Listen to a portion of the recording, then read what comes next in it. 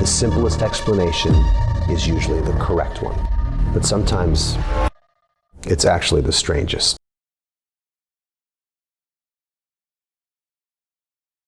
What's up, you guys? Welcome to another episode of Katie Afraidy on the Fangoria Network. I'm your host, Katie Hettenbach, and I'm doing the intro from my car. Why? Because I can. Do not have a studio still. Correct? We don't, but that's okay. And we got Zoom episodes this week. Let's freaking go. We got Zoom episode. You guys remember Grave Encounters? Remember that awesome movie? Well, Stuart Ortiz, the director of that movie, is out with a new movie right now. Oh my God, amazing. It's called Strange Harvest, Occult Murder in the Inland Empire. And here's that interview. Guys, I'm so excited to be joined by Stuart Ortiz, director of Strange Harvest, Occult Murder in the Inland Empire. Stuart, how are you doing today? Doing excellent. Thank you. Amazing. Congratulations on your film. So exciting, first of all. Anytime you make a movie, big deal. It is. Yeah, I think so. So it's premiering this Sunday at Fantastic Fest. This will air obviously after that. Are you excited? Are you nervous to show people what's going through your head? Oh, all of the above. But I'm really stoked. I'm really excited for Fantastic Fest. I think the Fantastic Fest crowd is going to really dig this. I know it's like that festival. Like, I'm a huge horror dork and a horror nerd, and like, so it's the kind of festival that I love and that I haven't gone to before and enjoyed, and it's the kind of movie that I would love to see there. So I think they're going to dig it. Well, I can't wait to hear all about how it went. I know in the future it's going to be, obviously, we're already speaking in future terms. It went great. Everybody loved it. Oh my gosh, standing ovation. We're manifesting it. Bravo. Bravo. So let's talk about the movie. You wrote and directed it. How was that? How did you decide that you were going to write and direct it all yourself? Well, let's see. Like my first film is a movie called Grave Encounters, which is way back in the day in 2011, which is horrifying to me now. That was so long ago. Right. But I made that movie with a directing partner, a brilliant guy, Colin Minahan. We worked as the Vicious Brothers together on a few films. And I don't know, this was just something that I personally felt really connected to, I guess. With Grave Encounters, that's a found footage movie, but we kind of have some like documentary elements in there. We've got some interviews and whatnot. And I just thought it was just a really cool, approach to a story, and in particular, like a horror story. It was just an interesting point of view I hadn't really seen done very often. So it was just in my head, and I couldn't let it go. I wanted to do something. I just didn't really know what. And then in 2020, when we were all trapped inside during the COVID times, the dark times, Tiger King came out, and that was like a big phenomena. And Tiger King is basically a true crime story. And it just kind of occurred to me at that moment that like true crime was huge, and that like the moment felt right for it, I guess. Amazing. Amazing. I was also going to ask, like, why now? Why this movie now? But you already answered that. Brilliant. True crime is really popping off right now. I feel like everybody has, their show that they go to, whether it's Dahmer or, whatever else. Speaking of that, do you have a favorite? I feel like it's weird to say favorite true crime story, because I feel like that's, what's the word? Putting, the crime or the person who committed the crime on a pedestal. But, what is there a crime that fascinated you? Like, for example, I know way too much about Charles Manson and that whole case, way too much. But I think it's so interesting, like disturbing, but interesting. Oh, yeah. Yeah. No, I mean, all of the greats. Like, I read the Anne Rule book, The Stranger Beside Me, which is a great book about Bundy and Ted Bundy. Mm-hmm. And yeah, I mean, that he in particular fascinates me, continues to fascinate me, just because like a lot of these guys like, Ed Gein or whatever were sort of like just uneducated lunkheads that were just like didn't have a lot going on upstairs. And Ted Bundy was this guy that was just like smart-ish, like, like charismatic, like, and yet just he just hid and somehow compartmentalized this just absolute horror and just absolute, terror that he had inside him. And especially with that book, like, who's written by a woman that like was basically friends with him.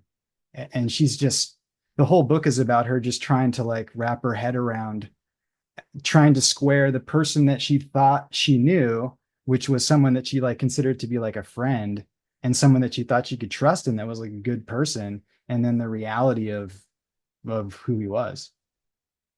I can't even imagine, finding out that your friend or someone you knew is a serial killer. I feel like your whole world would just change and you're like, I don't know what's real anymore. Yeah. Right. Absolutely terrifying. Did Ted Bundy have any influence on Mr. Shiny? Old Teddy boy, I don't think Ted, a lot of those guys didn't have a huge influence because My Killer and Mr. Shiny, his motivations are not human really at all, I guess you would say. I think the Mr. Shiny, obviously there is all of that stuff gets in there by osmosis. Like certainly the Zodiac killer is in there a little bit with Mr. Shiny writes these kind of letters to police, and he has a symbol he uses, which is reminiscent of Zodiac. But I think if I were to name guys that really he's actually more like is like David Berkowitz, who is the Son of Sam killer. He like thought he was communicating, I guess, with his dog. He thought he was communicating with a higher power that was telling him to kill. And then there was this other guy who's kind of not as well known, but his name is Herbert Mullen. And he was a dude like in Northern California that thought he was communicating with like his dead father. And if he didn't kill people, like earthquakes were going to destroy California. Or some makes sense to me. Sounds good. Yeah, totally. But yeah, he thought both those guys thought they were communicating with like a higher power and had like a higher purpose kind of. And that's similar to the killer in Strange Harvest. Crazy. That's crazy. I again, the fact that some of these things, like, again, these people exist. Obviously, Mr. Shiny, thank God, just a movie, but still, not ideal at all, period. So with Mr. Shiny and, his kills, I feel like in horror movies, it's hard to, get creative with kills because you've seen everything. Like you've seen everything. And they got very creative with some of these. How did you come up with those? What's the process of that? Because I write horror movies as well. And, I'm like, okay, I stabbed somebody. Now what? Now, how else can we, creatively so that the audience isn't like, okay, we have already seen that. We know what's going to happen. Right. I don't know. Like, it's just everyone has their own weird perspective, and mine just, I guess, somehow puts weird things together. We have a death in the movie that involves a big pool that someone gets stuck in. I don't want to give too much away, but it involves a pool and someone getting stuck in that pool in a very bad situation. And that's just like, maybe, something like that probably comes from childhood. I had a pool when I was growing up. And I remember one time we had to drain the water out of the pool because they were going to change the lining or something like that, fix something with the pool. So the pool was drained, and like me and my buddies were like, oh, fucking awesome. And like we poured a bunch of like oil in it because it was like a pool that had like a slick kind of rubbery bottom. We poured all this oil to like fuck with each other, and we could legitimately basically trap somebody in there. And so that idea was definitely started from that story, as just being a dumb like teenager when I was a kid. But it always stuck with me that the pool and being trapped in it, there was something horrific about that. So I don't know. It's just all these weird things that come together. But, it's, for me, I always try to just do something different. Like, you're right. So much stuff has been done to death in horror movies. And for me, it's just like, what haven't I seen? What's something weird and interesting? the possibilities are endless with the horrible ways you can kill people. That is very, very true. Have you ever seen the show 1001 Ways to Die? I have, yeah, Oh yeah. yeah, there's one scene, there's one that's always has stuck with me because it was also kind of silly. It was a woman was belly dancing in her room and she had scarves and there was a fan above her and the scarves got stuck in the fan and wrapped around her neck and she was just whipping around the room. Oh And man. I was like, wow, that's gnarly, but also having someone come and find you like that. Right. You're I like don't know what I would do. I don't know you'd the be like horrified, but it's like also vaguely funny kind of at the same time. Like it's just death is like that, you know? That's the reality of it sometimes. yeah, exactly. And I mean, again, we spoil a little bit here, but I'll keep it vague. The one kill that I was like, okay, that's one, that's a good one. The security guard kill. I was like, okay, good job. I always go, good job, special effects. Job special effects. Yeah, go special effects for sure. No, Oh, that was a yeah, that was a fun one. That was a fun one. Um, yeah, that we worked with this really talented makeup artist, this guy named Josh Russell, who you may have covered before on Fangoria, but he's really really amazing dude, and he did makeup on The Ritual and the new Hellraiser movie. Super talented guy. I don't know what he was doing working with us in our little ramshackle production, but we got very lucky with him, and I mean, yeah, he provided some amazing dummies, and that was a fun one. I don't want to give it away, but where the location where it happens is not a place where you would expect to see this happening, I guess you would say. And that was really fun to shoot that because, like, when you get a permit or whatever to shoot somewhere, it's like it gives you permission to shoot somewhere, but it doesn't mean that you get to shut anything down necessarily. So, like, the place we were shooting, the public was just coming by, like, kids were coming by, like, people were walking their dogs, and like, we had this horrifying body that was posed. And it was really funny because, like, if you watch the raw footage, like, just out of frame on either side, there's like, mom with her camera and like her little girl like taking photos and stuff. So yeah, it's just always fun when you get the fake blood out. that's gnarly. And also those kids, you either traumatize them or they're now writing They're the horror directors, yeah, right? they're future horror directors, right? You are doing the Lord's work or the devil's work. Who knows? A Mhm. little bit of both. That's right. A little bit of both. So in getting creative with a faux documentary, you got to come up with all of these different ways you can show footage and evidence because you have a storyline. How did you figure out like what you were going to do, like, oh, this is this is going to be on Zoom with a girl potentially getting killed, or security footage, like what's the process of that? It's just kind of what made sense for the story, what would serve the story. It was always trying to figure out that. I mean, that's the trick with these things is like, the big critique of a lot of found footage is like, why would they keep filming? Why do they have this footage to begin with? So that's always tricky. And that was important to me to never have it feel fakey fake like that. Like to just be like, why would they be shooting that? It doesn't make sense. There's no reason why they would have this. So, it was all those decisions are pretty deliberate, being like, it just happened to be captured by this camera, but it seems completely plausible that there would, for example, be a camera in like a donut shop or something like that. So just tried to keep it always in a lane of totally just plausibility, and never any point where you were like, that seems like a bit of a stretch that they would have that footage. I don't know about that.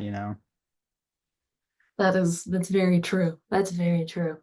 And how does this compare and differ from writing and directing Grave Encounters? Because they're like not the same, but it's like the same vibe, if you will. Right. Well, that movie was just like that was its whole other thing. Like Grave Encounters was like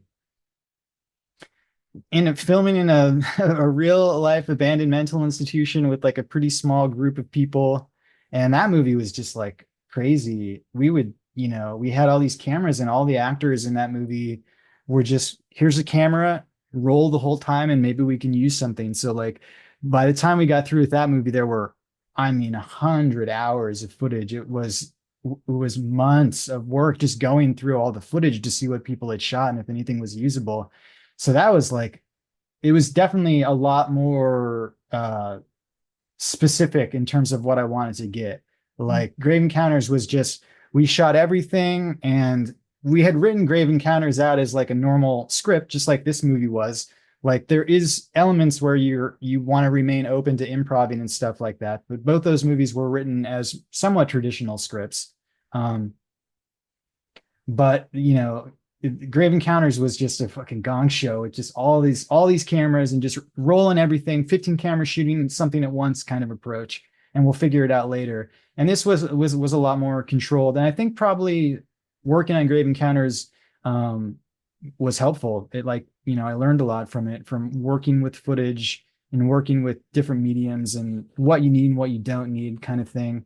So I think when it came to making this movie, it was just, I was just more deliberate in making those decisions. But at the same time, the approach to trying to do some of this stuff well is always the same for me, which is just do it real for real.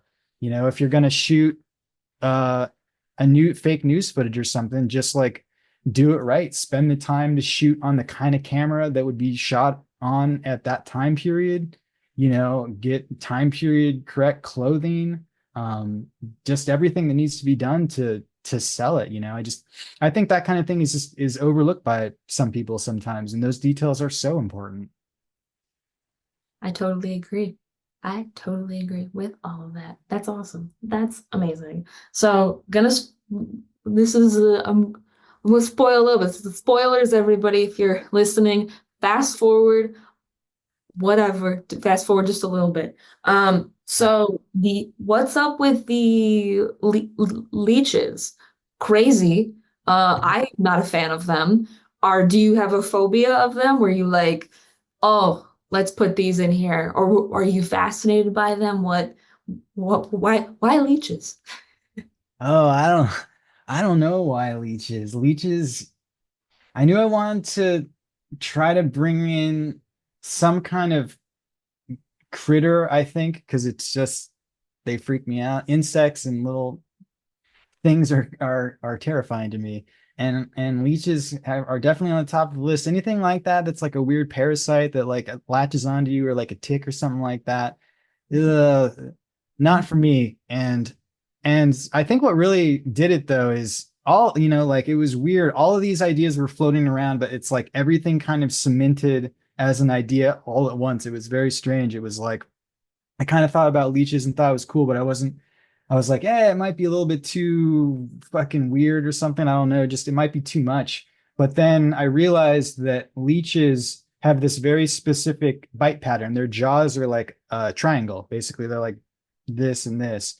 And I realized this at the exact same moment almost that I like realized that there was a real life alignment of planets that happened that was in that exact same shape, like a triangle, basically. And it was just like, everything just kind of weirdly clicked at the same time. And it was like, it's perfect. It's like a leech. It's like, it has a weird cosmic overtone with like a weird leech god.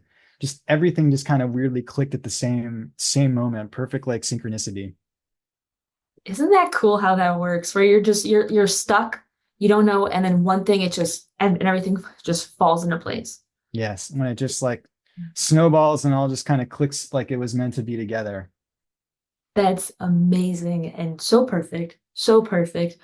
Also, have to ask, what is the deal with 2% milk? Hey, everybody's hating on, every horror film hates on milk. I'm from Wisconsin. Everybody's hating on milk. What's up with I don't know. That's another good question. Milk is weird. I mean, I'm vegan myself, so I'm not a milk person anyway. But something about it just seemed like a weird idiosyncratic thing that was strange, because you associate milk usually with like kids or someone who's younger. So I don't know. It's just some weird thing that was funny to me was like the most horrifying person that you're tracking and that you're after is like, drinking a child's drink, basically, Just gallons upon gallons of That's it. 2%. Yeah. I love that. As soon as I had to rewatch that part twice because I just kept laughing. I was like, wait, I didn't hear what they were talking about. It's like you just open it and it's just milk, which is what Yeah. people think they think my fridge is just milk and cheese. Like it's not. Well, The if you went, It's also beer. if you were I don't know, meeting someone, a significant other, or someone you were dating, or I don't know, whatever your situation is, but if you met someone under that pretense and you went to their place and you opened their fridge and all they had was milk like that, would you not be a little weirded out, or like be like, this could be a red flag maybe? Oh, you really like milk? Because they're like, what's the story behind this? I'd want to know first. I'd like push and see how far I could get it, and then Right. probably would be like, great. So I gotta go. I gotta get home and just not talk to them ever Right. again. You're saying it's answer dependent though. Like you're not gonna you'll give them a shot at explaining themselves. Yeah, if anything, for the story. At that rate, I'll be like, okay, this is weird, but I do want to know why and hear it out just for myself and then run. Which Right. might be a red flag when it comes to horror because that's how you die. That's Yeah. usually ask more questions. Sometimes you just got to get out of there. It's Um, the cautionary tale in the movie. That's why I included that, to just let people know if you see milk in the fridge, run. get out, immediately get out. When it comes to Mr. Shiny and his mask, how did you come up with that? Because again, finding a mask and figuring out like what they're gonna look like and what they're gonna wear, I think is both easy and also really hard. Totally. It was always like a big thing, is like, what are we going to do about this mask? Of course, I want to do something that is iconic, that's memorable. And got really lucky. Our production designer is this really talented dude named Jesse Clarkson, who also plays Mr. Shiny as well. And it was kind of all him. He really took on Mr. Shiny in multiple ways. I mean, he played him and he also created that mask. And we talked about it, and I was like, I think we could maybe try to incorporate the symbol that the killer uses. And he was like, we could totally do that, like 2 eyes and a dot down here. That is literally the symbol, basically. And then he was influenced, from what he told me, a little bit of Pink Floyd, The Wall, the movie. There's like some characters in there, like these weird, like kids that have these weird distorted masks, I think they wear. And so that was kind of in there too. But it's just like one of those things where you just know it's right when you see it. He sent me a couple different versions, and it was just like, yeah, that one is. And you show it to a few people, and they're like, yep, that's disturbing and weird looking. That's the one. Again, simple, elegant, effective. Three That's dots, it. boom. I love that it all just works out so perfectly. So perfectly. Okay, now we're on to some fun questions. I mean, all of these were fun, but for more just about you. So, as a horror director and writer, what are some of your favorite horror movies? Oh, you're gonna put me on the spot with the best of the best? Oh God. Honestly, it's whatever's on your mind now. That's what I always say is my favorite because Uh-huh. it changes constantly. So, whatever you Right. can. Well, I'll throw out both sides, shall we say. Oh, Do. well, one movie that's going to be obvious to anyone that watches Strange Harvest is Blair Witch Project, is one of my probably top 5 all-time favorite horror films. I think it's absolutely brilliant. I think that Eduardo Sanchez and Daniel Merrick are geniuses. The thing that they did was just so crazy, and such a ballsy idea and concept that had no context, had never really been done before. I mean, I know that it had technically been done before, but and so that movie to me is brilliant. It's one of my top 5 for all time. And Okay. then as far as a newer horror movie that I've seen recently, In a Violent Nature is a movie that came out Sundance this year. If you haven't seen it, I think it's coming out on Shudder pretty soon. Check it out. It's pretty cool. It has one kill in it that involves a have you seen the movie? Yes, I have. Okay, yeah, there's a kill that involves like a log cutting machine. that I was very, very disturbed by. And I don't really get disturbed by a lot of horror stuff for the most part, but the context under which that kill happens, I thought was really fucked up. So that one stuck with me. It's just slow. It's just a slow kill too. You're just like, just It's get slow, it. and the guy is just like trapped in his own like body, but he can't move, which to me is just like is so creepy. 100%. So I have one that you might actually enjoy. I don't know if you've seen it. I believe it's on Tubi. I saw it at the Wisconsin Film Fest. It's made by a bunch of guys from Green Bay. It's called Gags, and it's about a clown. Uh-huh. And if you recall, in 2016, there was a clown epidemic thing that happened where, so that was because of this movie. Oh, okay. They pulled a Blair Witch and started posting on Twitter videos of clowns like wandering parks in neighborhoods, like, oh my God, do you see them? Do you see them? And then people started copying it. Oh, interesting. So highly They were recommend. trying to do like a viral kind of marketing thing. But there's an actual movie as well. Yeah, so that was for the movie. But Okay. yeah, he was like, yeah, that was me. And I was like, I shook his hand. I was like, thank you, but also fuck you. Yeah, fuck you so hard, buddy. I'm like, you're so smart, but also I was literally chased by a clown on a college campus because of you. So thank you for that. Yeah, that's So interesting. I don't know. I'll have to check that out. But yeah, that sounds creepy. yeah, it's a fun one. It's a fun one. What was the first horror movie to scare you as a kid that like Uh, got you? the Or first one, did it scare you? it's like it's funny just because like when I was growing up, like my parents didn't care what I watched. They were just very open with letting me like watch whatever. And I turned out totally normal, obviously, as you can see. But like they were, my dad was like I was watching like, The Exorcist or Aliens or something when I was like, I don't know, 7 or 8 or something. And he would just like probably just because he was lazy and he wanted to watch the movie and he didn't want to have to turn it off, which I can understand. But he would sit there and he explained to me like, this is all make believe. These are makeup effects. This is a guy in a costume and makeup and stuff like that. And I think that definitely informed my part of my interest in film because that just made me go, oh, cool. And I stopped seeing it as being scary. That said, like I watched The Exorcist, it's a great movie, but it never bothered me as a kid. Aliens never bothered me. The movie that fucking got me as a child, Ernest Scared Stupid. I don't know if you know about this movie, if you've seen this movie, I don't know if you know who Ernest is. You know Ernest? Oh yeah. Okay, you know Ernest. Have you seen Ernest Scared Stupid? Oh yeah. All right, then you know. Or maybe you know.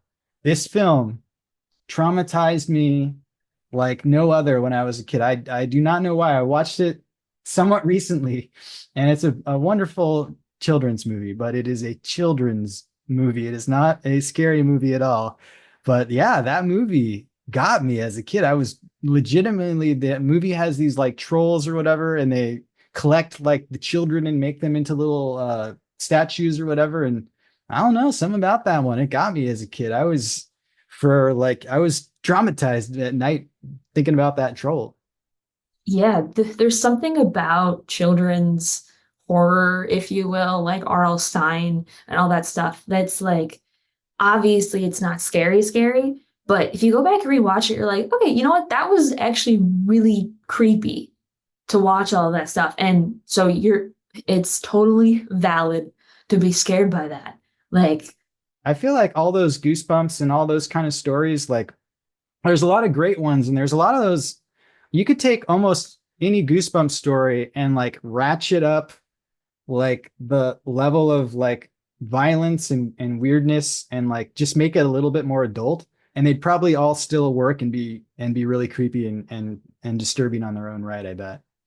it'd be absolutely terrifying, but and awesome. And we want to be scared. We want to be scared. So what scares you? What do you also look for in a horror movie to be scared by? Like, do you gravitate more towards found footage? I mean, obviously found footage, but like gore, paranormal. What's Probably like, like slasher stuff I of course love, like, but I guess like the slasher in a mask who's coming after you is never as creepy to me as something that's more paranormal or like supernatural. I mean, like I'm definitely a huge ghost fan. Like Grave Encounters is all about the fear of the ghost and the fear of paranormal. And I don't know if I believe in ghosties and whatnot, like, but I'm afraid of them. So I guess that means I believe in them on some level. Um, so usually for me, it's going to be something more supernatural related. It doesn't necessarily have to be an in-your-face kind of James Wan jump scare thing. It doesn't usually isn't not so much my cup of tea as like something that's more slow burn and really takes its time. Lake Mungo comes to mind if you've seen that film, which was also an influence on Strange Harvest.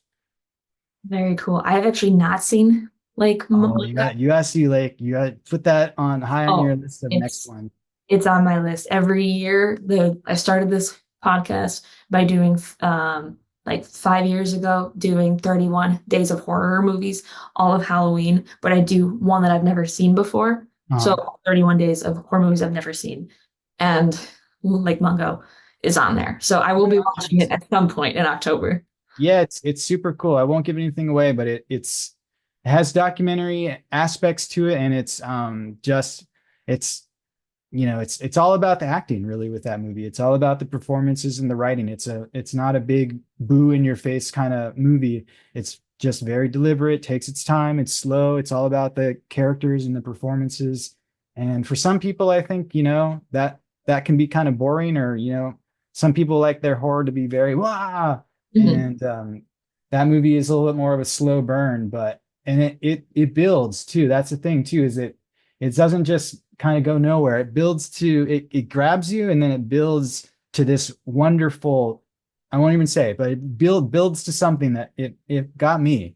It fucking got me. Well, I cannot wait to watch it. And hopefully, I want to be scared. I haven't been scared at a movie, like like I want to sleep with the lights on. That's how scared I want to be. And I have not been like that since maybe high school. Yeah. So I think I've seen too many horror movies now. And like, I'm just like, it's fine. I've seen worse. Yeah, I think as horror fans, we're all chasing that dragon a little bit, right? You're always trying to get that rush that you got when you first saw whatever enter any iconic awesome horror movie for the first time, like we're all like trying to get those. That's why it's always so great. Like my buddy was telling me, who's a huge John Carpenter fan, like someone he knew who's known for a long time was like, oh yeah, I haven't seen The Thing. And he was like did a triple take and was like, stop everything, like right now, like we are watching The Thing. You have, oh my God. And he was just like, I cannot convey to you how lucky you are. And he was like, do you know anything about this movie? And he's like, no, it's like that. It's like a thing. He thought it was rollerball for some reason. I don't know how he got those mixed up. He was like, no, it's never mind. Just watch it. He'd never seen it. He knew nothing about The Thing, which is one of the probably in my top 5 as well list. Brilliant movie, The Thing. Don't have to say anything more. Everyone knows The Thing is brilliant, but he hadn't seen it before, and he got to experience it as like a 35-year-old adult watching The Thing for the first time, and he was floored by it. He was completely blown away, and he was like, I had no idea. I'd never seen this before, but it was like a new experience that he got to have as an adult, and I'm forever jealous of that, because that's what it's all about. When you can stumble upon something that you just haven't seen for whatever reason, it slipped through the cracks, and then you see something that you just hadn't seen for whatever reason, and it knocks you out. Yeah, that was me with Alien. I hadn't seen Alien, and recently, like maybe 3 months ago, it was in theaters, and I was like, this is the perfect time to go see it. So went with a bunch of people. But when you go to film school, when you're a horror fan, things are spoiled in famous movies. I basically have seen that movie because of every film analysis class with the chess Right. person. Like, I'm like, I know that it's in two different takes and the continuity's off it. Like, I know all those facts. So I pretty much knew the whole movie. I will say Right. that there was one scare that got me, and I was like, you know what? Good job. Good job. Hey, the movie from 1978 or whenever it's from, 79, or it's the fact that it's still can operate. You gotta give it to it for that, right? Good job. Good, good for Yeah. you. Good for you. I always like to end with this silly little question that is a pun on the title of the podcast. Going back to Strange Harvest, Occult Murder in the Inland Empire, do you think audiences will be afraidy or not afraidy of this movie? I think audiences are going to be very afraid of this movie. I think this movie is a really unique horror experience that even a pretty seasoned, somewhat jaded horror fan, I think will appreciate this and will really like it. Like, I try to do some things in this film that are different, just haven't been seen before, or at least haven't been done in quite this way, I think. And I think it's got some creepy, freaky shit that will stay with you. So check it out. It totally does. I'll be thinking about that one scene for a while. And Nice. polls, thanks to you. So thank you so much for that. I know that it premieres this Sunday. Again, congrats on the premiere. It already happened. Wow. Great job. Great job. When are you thinking that it might hit streamers? And where would people, just like if you have a general estimate, because I know you're in full fest mode right now. I no idea. It's up to the Dark Lord Satan to see where we land with this movie. Hopefully, I'll have a better understanding for you very soon. But yeah, we'll just have to see where the festival circuit takes us and see how that goes. Amazing. Well, I wish you a very successful run on the circuit, and I hope it gets picked up by everywhere. All the things.